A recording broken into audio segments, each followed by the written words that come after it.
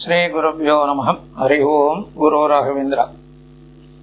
ராகவேஸ்வரன் அனுகிரகத்தினாலே ராகவேந்திரோட சரித்திரத்தில் இது 46வது எபிசோட். ராகவேந்திர சுவாமி இப்போது சஞ்சாரத்தில் இருக்காங்க, திக்விஜய யாத்திரையில் இருக்காங்க.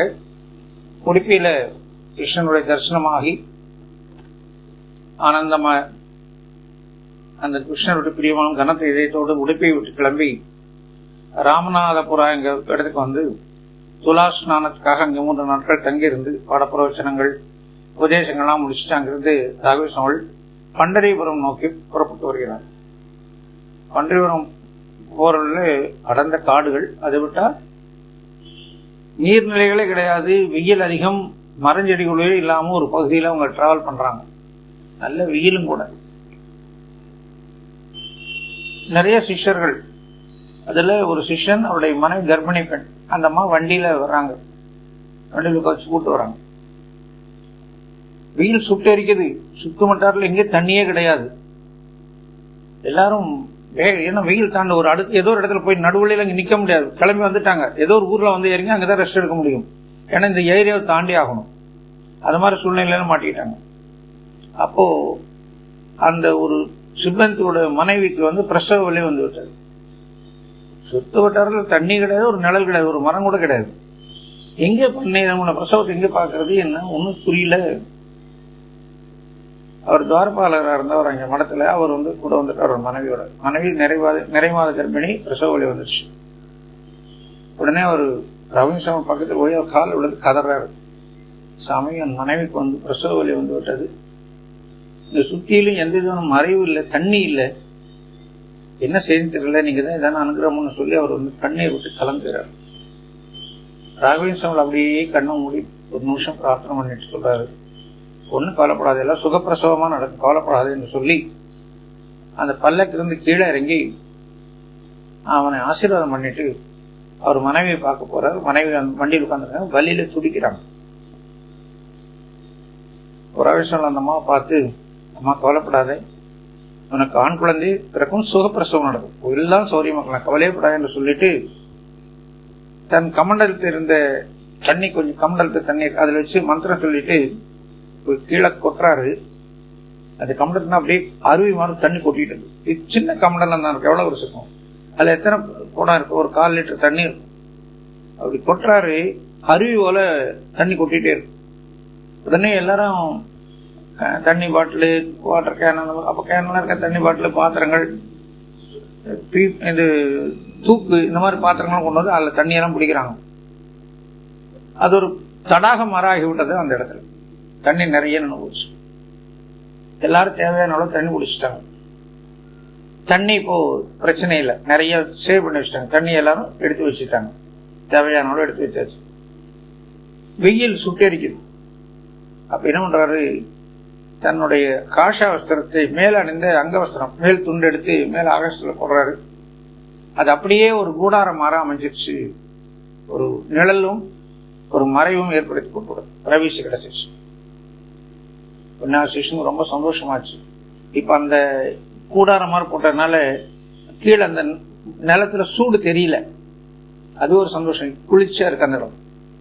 உடனே ராகவேந்திர அங்கிருந்து 2-3 பெண்களை பார்த்து, நீங்கள் போய் அந்த பெண்ணுக்கு பிரசவம் பார்த்து, நீங்கள் குழந்தை பிறந்து பிறகும் எல்லாரும் வாங்க, நாங்க மெதுவா முன்னால் போயிட்டு இருக்கோம், நீங்க எல்லாம் வாங்கன்னு சொல்லிட்டு ஒரு 3-4 பெண்களை இங்க துணைக்கு வைத்து விட்டு அந்த சுப்பந்தியம் அங்க இருக்கு சொல்லிட்டு அவங்க அப்படியே கிளம்ப தயாராங்க. ஒரு சில கொஞ்ச நேரத்துக்குள்ளேயே, ஒரு 15 நிமிஷத்துக்குள்ளேயே குழந்தை பிறந்த செய்தி ராகவேந்திர அவங்களுக்கு கிடைக்கிறது. சொல்றாரு, நீங்க அவங்களுக்கு வேண்டிய ஆகாரம் அதையும் வரும்போது என்ன பண்றாரு, கொஞ்சம் ட்ரை ஃப்ரூட்ஸ் மாதிரி இருந்ததெல்லாம் கொஞ்சம் ஆகாரத்துக்கு வேண்டியதானவெல்லாம் கொடுத்துட்டு 1 நாள் 2 நாள் இங்க நீங்க தங்கி ரெஸ்ட் எடுத்துட்டு நீங்க வாங்கன்னு சொல்றாரு. ஒன்னும் பயப்பட வேணாம், உங்களுக்கு எந்த ஆபத்தும் வராது, கவலைப்பட வேணாம் சொல்லிட்டு இவங்க அப்படியே யாத்திரையை தொடர்றாங்க. 1 நாள் இருந்தாங்க. அடுத்த நாள் எல்லாரும் இவங்க எல்லாம் கிளம்பிட்டாங்க. அதிகாலை வேலை கிளம்பி இவங்க வந்து ஒரு ராகவேந்திர வந்து சேர்ந்துட்டாங்க.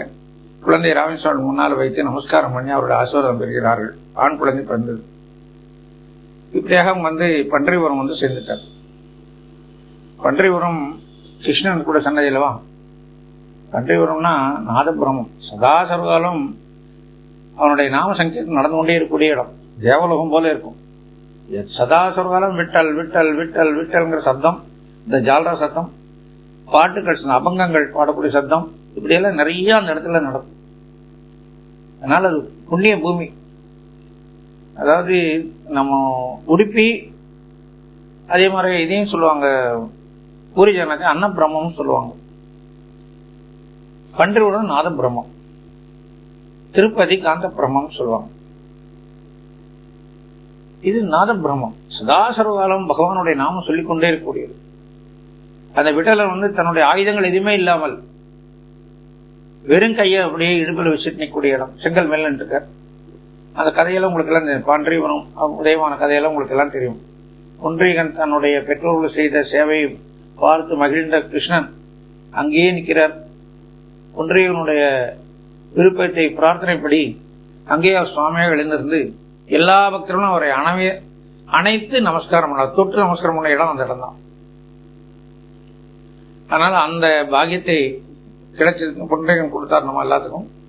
சதாசுரம் இங்க நிறைய மகான்களை எல்லாம் அவதாரம் பண்ணி, நாமதேவ், துக்காராம், ஞானம், இன்னும் சக்குபாய், இந்த மாதிரி நிறைய பக்தர்கள் எல்லாம் பண்டரிவன பாடின புரந்தரதாசர், துக்காராம், இந்த மாதிரி நிறைய பக்தர்கள் அங்க பண்டரங்கனை பார்த்து தரிசனம் பண்ணி அவருடைய அனுகிரகத்தை பாத்திரமானவங்க. அந்த இடம் வந்த உடனே ராகவேஸ்வரங்களுக்கு அவ்வளவு ஆனந்தமா இருக்குது. அவரு ராகவேஸ்வரங்கள் வர்றான்னு சொன்ன உடனே அந்த ஊர்ல இருக்கக்கூடிய பெரிய மனுஷங்கள் அங்க எல்லாரும் ராகவேஸ்வரங்களை புகழ எல்லா ஊரும் பரவிச்சோம். அதனால வர்றான்னு தெரிஞ்சோடனே பூர்ண முறையாக ஊர் ஜனங்கள் எல்லாம் அவர் நின்று ஊர் எல்லையில் நின்று அவர் பூர்ண முறையாக அழைத்து அவரை பல்லக்கில் ஏற்றி வைத்து அவரை மரியாதையோடு அழைத்து அங்கே தங்க வைக்கிறாங்க. இரவு லேட் ஆயிடுனால அவங்க அங்கேயே தங்கிட்டு மறுநாள் காலை சந்திரபகா நதியிலே ராகவேஸ்வரம் ஸ்நானம் பண்ணி அங்கேயே அக்னிங்கெல்லாம் முடிச்சுட்டு அங்கிருந்து அப்படியே பாண்டரங்கனை பார்க்க வர்றார். பக்தர்கள் அங்கிருந்த அதிகாரிகள் கோயிலெல்லாம் ராகவேஸ்வரம் சௌரிய தரிசனம் பண்றதுக்கு எல்லா ஜனங்களும் ஒதுக்கி விட்டு ஃப்ரீயா ஏகாந்தமா தரிசனம் பண்ணி கொடுறாங்க. பாண்டரங்கனை பார்த்த உடனே கிருஷ்ணர் இல்லையா, அவருக்கு உபாசனா மூர்த்தியாச்சு, இஷ்டமூர்த்தியாச்சு. அதனால அவர் அப்படியே அரவணைத்து பக்தியோட அவர் பாடுறாரு. அவரை பத்தி கிருஷ்ணனை பத்தி நிறைய ஸ்லோகங்கள் சொல்றாரு, வேத மந்திரங்கள் சொல்றாரு. பக்தியோட பரவசத்தோட அப்படியே அவர் அணைத்து பாதத்திலே தலை வைத்து அவரை அணைத்து பக்தியோடு பாடுறாரு. அப்போ பாண்டரங்கனுக்கு இவர் பிடிக்காத பாண்டரங்கன் எவ்வளவு சந்தோஷப்படுவார் இந்த மாதிரி பக்தர்கள் பார்க்கறதுக்கு. அவர் கழுத்துல இருந்த தாமரை பூ மாலை அப்படியே யாரும் தூக்கி கழட்டி அவர் மேல போட்டப்பட்டு, அப்படி அந்த முடிச்சு போட்ட மாலையில எண்டில் முடிச்சு போட்ட அது கட்டாக கூட இல்லை, அப்படியே ராகவேஸ்வரனுடைய கழுத்து மேலே விழுந்தது.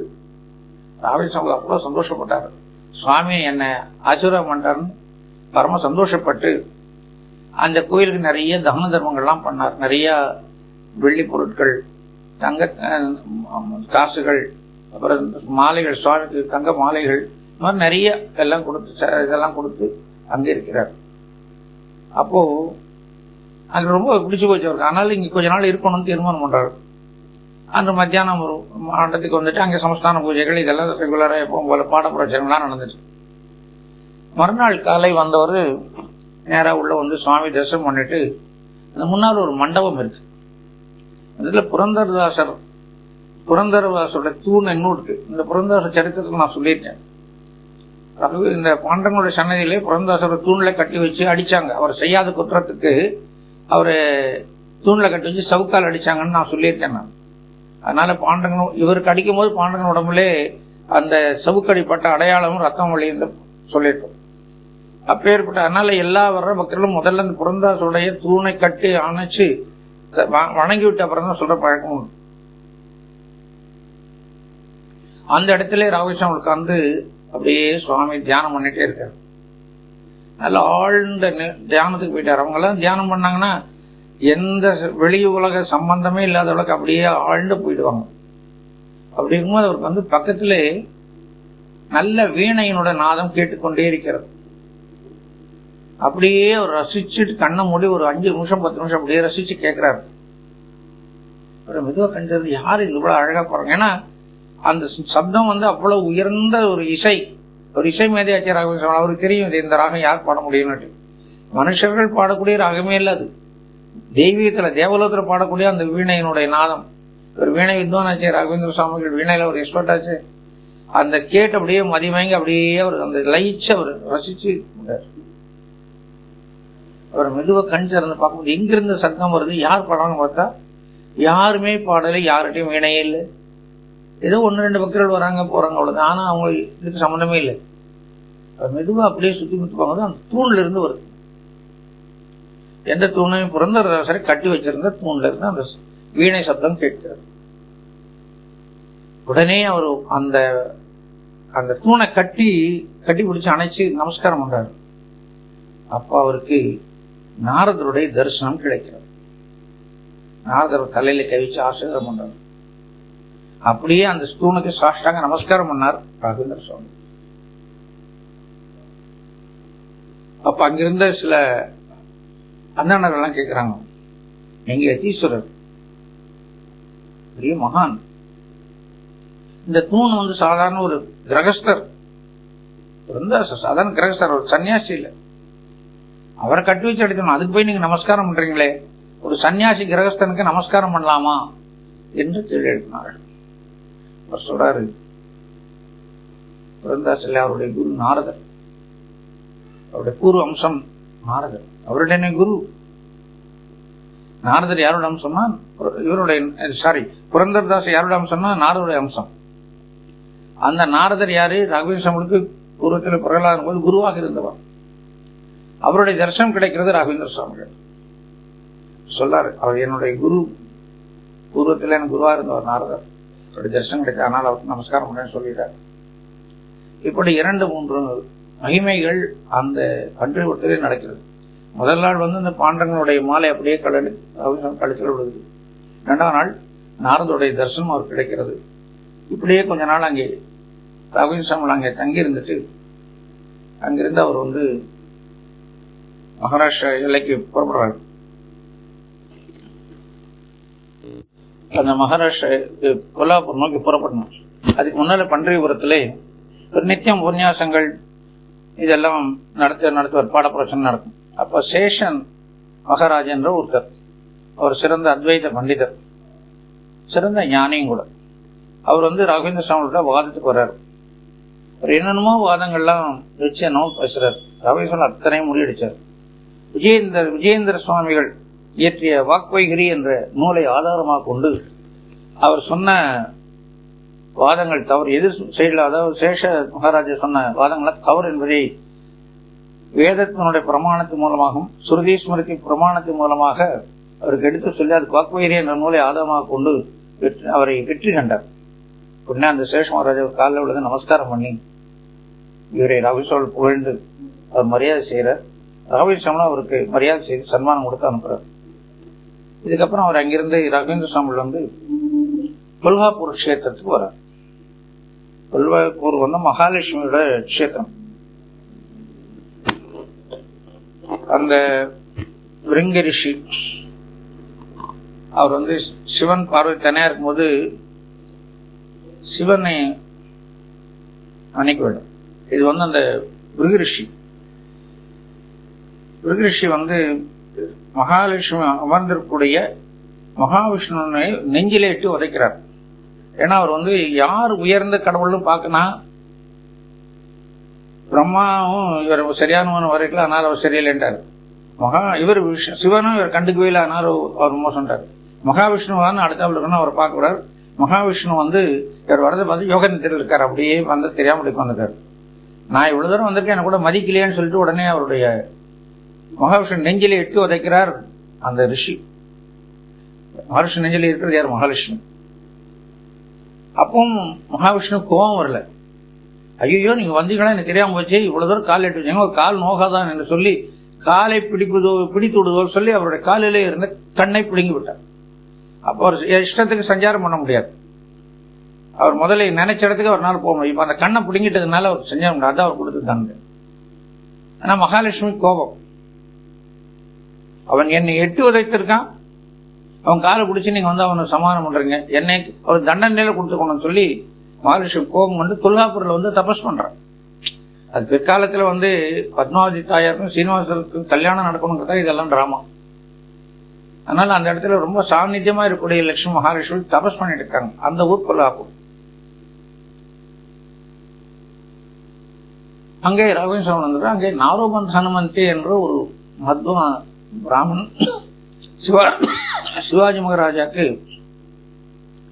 ஆலோசகராக இருக்கக்கூடியவர். அவர் சின்ன வயசு இருக்கும் போதே சிவாஜி மகாராஜுடைய அப்பா நாரோபந்த் ஹனுமந்தை கொண்டு சிவாஜி மகாராஜுக்கு நிறைய சாஸ்திரங்கள்லாம் கற்றுத்தந்து ஆன்மீக உணர்வை ஊட்டி தேசிய பற்றிய வழக்க செய்தவர் அவர் நாரோபந்த் ஹனுமந்த். நாரோபந்த் ஹனுமந்தை வந்து அதுக்கு ஒரு ஆலோசகர் மாத்திரம் பிரைம் மினிஸ்டர் மாதிரி அவர் ஆலோசகர் மாதிரி இருந்துட்டு இருந்தவர். நல்ல செல்வாக்குள்ளவர், நிறைய படித்தவர், மாதவ பிராமணர். அவர் வீட்டிலே ராகவேந்திர சுவாமி தங்கியிருக்கிறார். அப்போ அங்கிருந்து எல்லாத்துக்கும் பாட பிரவச்சனங்களை எல்லாம் செய்துட்டு இருக்காரு. சாதுர்மாச விரதம் அங்கே இருக்கணும்னு தீர்மானம் பண்ண சாதுர்மாசம் அங்கே தங்கிட்டார். சாதுர்மாசம் போது ஒரு 2 நாள் நாரோபந்த் ஹனுமந்தேங்கிறவர் சொல்றாரு. அவர் தான் சிவாஜியுடைய பிரதம மந்திரி. சுவாமி, இந்த மாதிரி நாரோபந்த் இவர் நம்ம சிவாஜி மகாராஜா வந்திருக்காரு, அங்க அரண்மனை தங்கி இருக்கிறார், உங்களுடைய தரிசனம் வேணும்னு அவர் கேட்கிறார். சில பாதுகாப்பு காரணங்கள் கருதி அவர் இப்ப வர முடியாது. அவர் உங்களுக்கு வந்து பல்லக்கு அனுப்புறாரு, நீங்க அவருக்கு வந்து ஆசீர்வாதம் பண்ணணும் சொல்லி கேட்கிறார். ராகவேந்திர சுவாமி அதை பத்தி பிரச்சனை இல்லை, அவருடைய பாதுகாப்பு முக்கியம் என்று சொல்லி அரண்மனைக்கு ராகவேந்திர சுவாமி போறார். அங்கே ராகவேந்திர சுவாமியை பார்த்த உடனே சிவாஜி மகாராஜா, அவங்க அம்மா, அவருடைய சிவாஜியோட மகன் எல்லாரும் ராகவேந்திர சுவாமி காலில் விழுந்து நமஸ்காரம் பண்ணி பிரார்த்தனை பண்றாங்க, ஆசீர்வாதம் பண்றார் ராகவேந்திர சுவாமி. சிவாஜி மகாராஜா தனியாக ராகவேந்திர சுவாமி சந்தித்து, நான் இந்து மதத்தை காப்பாற்ற வேண்டும், முஸ்லீம்களோட ஆட்சியினால இந்து மதம் சீர்குலைந்து போயிட்டு, இந்துக்கள் எல்லாம் ஒற்றுமையா இருக்கணும், அதுக்காக நான் முயற்சி எடுத்து நான் பாடுபட்டு இருக்கேன், உங்களுடைய ஆசீர்வாதம் என்று சொல்லி வேணும் என்று சொல்லி அவர்கிட்ட பிரார்த்தனை பண்றார். ராகவேந்திர சொல்றாரு, உங்களுடைய முயற்சி பாராட்டுக்குரியது, கண்டிப்பாக என்னுடைய ஆசீர்வாதம் உண்டு, இறைவன் உங்களுக்கு கண்டிப்பாக துணை நிற்பான், உங்களுடைய நோக்கம் கண்டிப்பாக நிறைவேறும், கவலைப்பட வேண்டும் சொல்லி பல்வாறாக ஆசீர்வாதங்கள் சொல்லி மந்திராட்சி கொடுத்து ஆசீர்வாதம் பண்றார். அப்போ சிவாஜி மகாராஜா அவர் இடுப்பில் இருந்த வாளை முன்னால் வச்சு, பவானி, என் இஷ்ட தெய்வமான பவானியின் மேல் ஆணையாக சொல்கிறேன், நீங்கள் கொடுத்த அந்த ஆசீர்வாதம் எனக்கு புத்துணர்ச்சி கொடுக்கிறது, கண்டிப்பாக இந்த வாழ் மேல ஆணையாக சொல்கிறேன், நீங்கள் சொன்னபடி நான் இந்து சாம்ராஜ்யத்தை மொத்தமாக உருவாக்கி இந்த முஸ்லீம்களை எல்லாம் ஒழிச்சு இந்த பக்கம் வராத அளவுக்கு நான் கண்டிப்பா பண்ணுவேன்னு சொல்லி சூழ் இருக்கிறார். அப்படி ராகவேந்திர சுவாமிகள் வந்து அங்கே இதுல கொல்லாப்பூர்ல இருக்கும்போது நடந்த விஷயங்கள் இது. அவர் ராகவேந்திர சுவாமி கொல்லாப்பூர்ல இருக்கும்போது சிவாஜியோடைய குருவான சமர்த்த ராமதாஸை சந்தித்ததாகவும் ஒரு செய்தி உண்டு. சமர்த்த ராமதாசும் ஆஞ்சநேயோட அம்சம். சமர்த்த ராமதாஸ் சுவாமிகளும் ராகவேந்திர சுவாமிகளும் சமகாலத்தவர்கள். ஏன்னா அவருடைய இவர் வந்து ஆஞ்சநேயோட அம்சம் சமர்த்த ராமதாஸ். ராகவேந்திர சுவாமிகள் வந்து பிரகலாதனுடைய அவதாரம், ஆஞ்சநேயோட ஆவேசம் பெற்றவர். 2 பேரும் சந்திச்சிருக்காங்க. அது வேற சில இடங்கள் அது ரெஃபரன்ஸ் இருக்குது, ஆனா மற்ற புஸ்தகங்கள் அதை பற்றி தெளிவாக இல்லை. அது ஆனா சமர்த்த ராமதாஸ் வந்து சந்திச்சிருக்காருன்னு தான் எனக்கு பெரியவங்க சொல்லி நான் கேள்விப்பட்டிருக்கேன். ஆக இவ்வளவு ராகவேந்திர சுவாமிகளுடைய இந்த யாத்திரை முடிந்தது.